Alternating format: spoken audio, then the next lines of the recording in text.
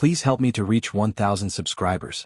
Hey everyone, before we jump into today's story, don't forget to hit the subscribe button if you enjoy these narratives. Your support keeps me going and helps me bring more stories to the channel. Thank you. Now let's begin. My name is Evelyn, and until a certain night, I honestly believed I had everything carefully handled. Or so I thought.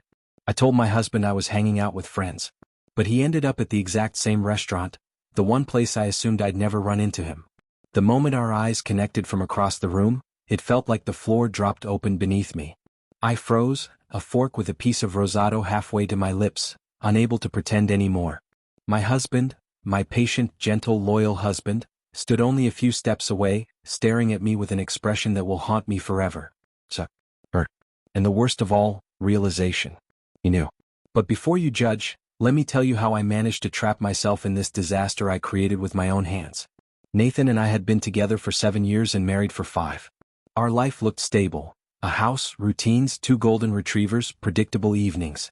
Somewhere along the way though, we quietly transitioned from partners to polite roommates who shared chores and distant goodnights. The spark we once had slowly fizzled out without either of us acknowledging it. And then Eric showed up. He was the new guy at work, confident, charming, and dangerously charismatic. The kind of man who drew attention without trying. He noticed details Nathan hadn't mentioned in years. A haircut. My new nail color. The cinnamon I added to my coffee. Tiny things that felt like validation I'd been starving for. I didn't wake up one morning planning to betray my husband.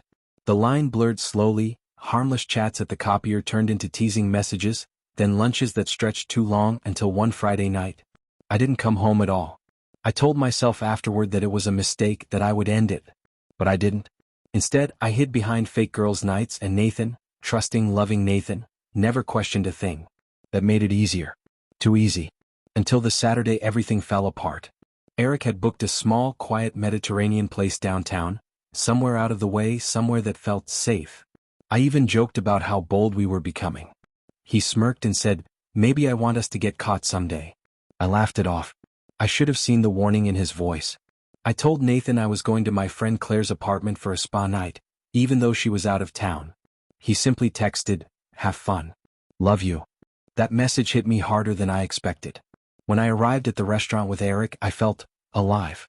Beautiful even.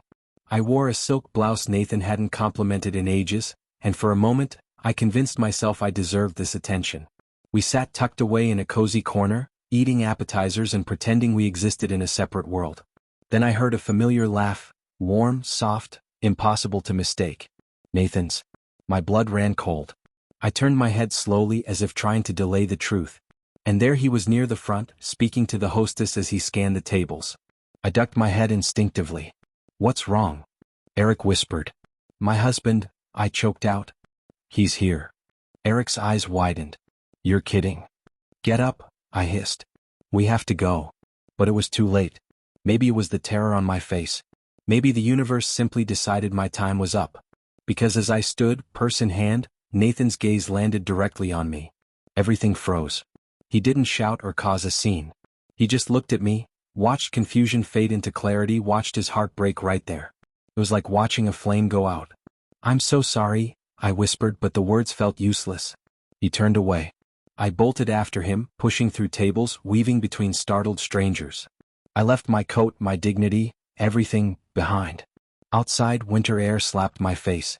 Nathan stood by his car, jaw tight, breath fogging in the cold. "Please," I pleaded. "Let me explain." He didn't even look at me. "Explain what? That you weren't with Claire? That you've been sleeping with some guy from work while I'm out running errands and walking our dogs?" His voice cracked something inside me. "It wasn't supposed to happen like this," I whispered. Finally he turned to me, eyes full of pain. "How long?" I hesitated. That tiny pause said everything. He let out a hollow laugh. "That long?" 3 months, I said quietly. 3 months, he repeated. "And every day you came home, kissed me, told me you loved me." "I do love you." "Don't," he said sharply. Silence fell heavy around us. Then he asked the question that shattered me. "How many people knew?" I couldn't answer. Because Claire knew. A couple co-workers probably suspected. My marriage had become a joke behind closed doors, and he'd been the only one unaware. He shook his head slowly. "You made me into something to laugh at."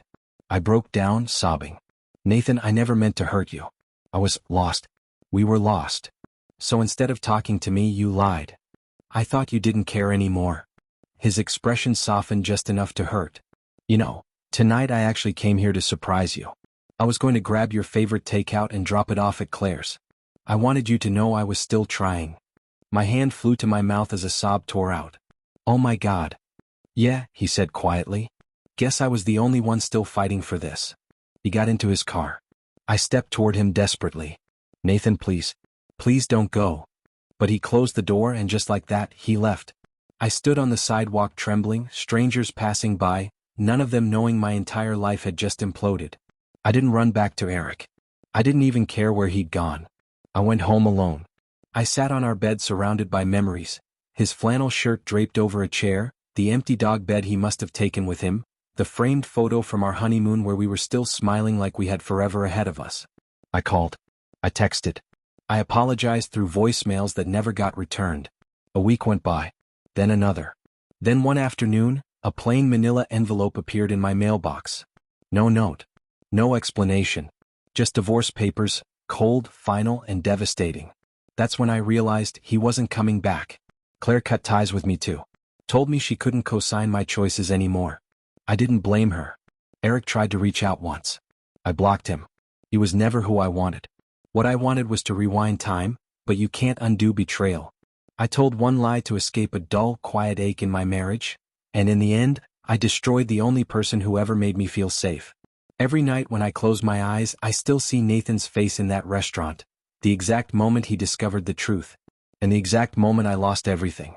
Please help me to reach 1,000 subscribers.